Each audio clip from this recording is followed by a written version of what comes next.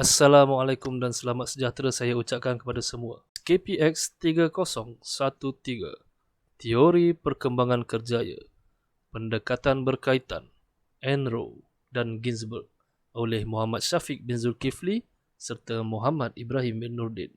Tokoh sejarah Enroe, seorang ahli psikologi yang dilahirkan pada tahun 1904 di Denver, Colorado. Beliau melanjutkan pengajian dalam bidang psikologi di University of Denver. Antara kajian terkemuka beliau adalah kajian kefungsian intelektual dalam golongan dewasa dan kecelaruan mental tingkah laku bayi baru lahir. Ginsberg.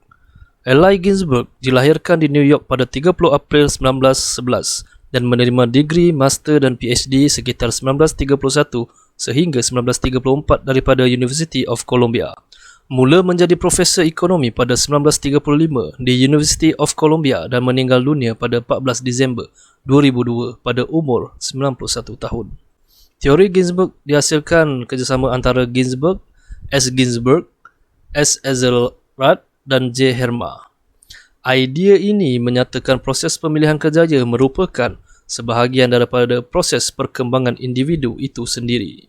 Konsep-konsep teori Enroe, pengenalpastian secara terperinci terhadap aspek personaliti, kecenderungan, intelektual dan latar belakang berkait rapat dengan pemilihan kerjaya. Kebanyakan pendapat dan pembentukan teori Roe adalah berdasarkan teori hierarki keperluan Maslow. Teori Ginsberg. Teori Ginsberg mempunyai 3 peringkat. Pertama, peringkat fantasi iaitu antara 6 hingga 11 tahun.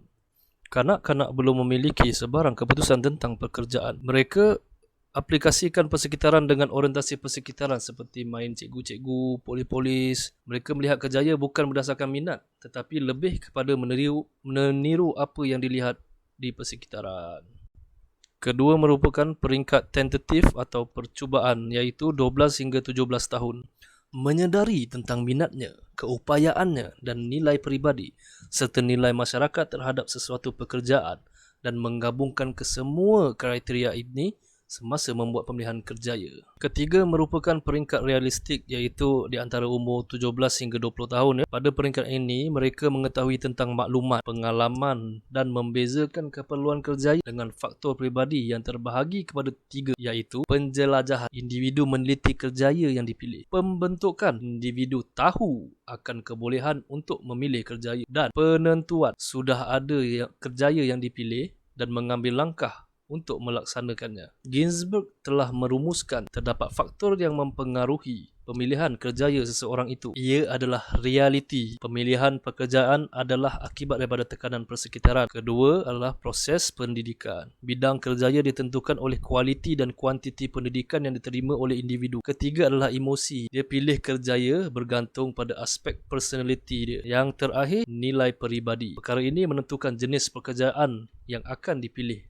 oleh seseorang. Aplikasi teori dan kaunseling. Enroe. Beliau berpendapat pekerjaan boleh dibahagikan kepada 2, iaitu pekerjaan yang berorientasikan manusia dan pekerjaan yang tidak berorientasikan manusia. Faktor pewarisan dan biologi penting dalam pengaruh penentuan kerjaya seseorang. Contohnya, ibu bapanya seorang guru dan dididik dalam keluarga guru dan anak itu berkecenderungan untuk menjadi guru, memilih kerjaya sebagai guru ketika dewasa. Gaya hidup dan usaha ibu bapa menyebabkan anak-anak memilih kerjaya yang sama dengan ibu bapa mereka. Daripada 2 jenis individu ini, individu yang berpotensi untuk memilih kerjaya berorientasikan manusia mempunyai hubungan kasih sayang yang erat dengan ibu bapa dan orang sekelilingnya, manakala individu yang memilih kerjaya yang tidak berorientasikan manusia tidak memperolehi keperluan emosi yang secukupnya. Menurut teori Enroe. Ginsberg. Maklumat tentang satu kerjaya itu boleh dikaitkan dengan jenis pekerjaan dan jenis pendidikan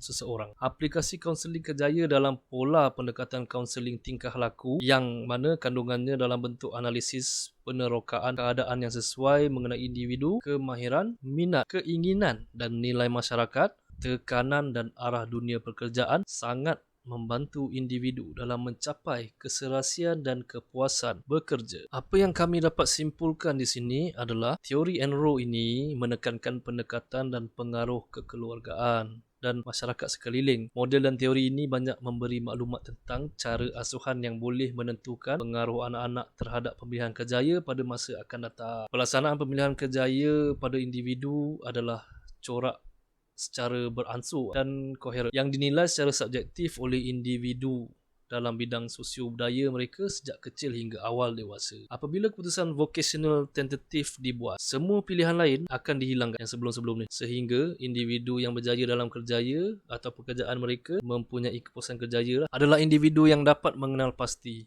mengarahkan dan mengakomodasi semua orientasi minat, kapasiti dan nilai ke dalam proses penyusunan yang sesuai dan dinamik.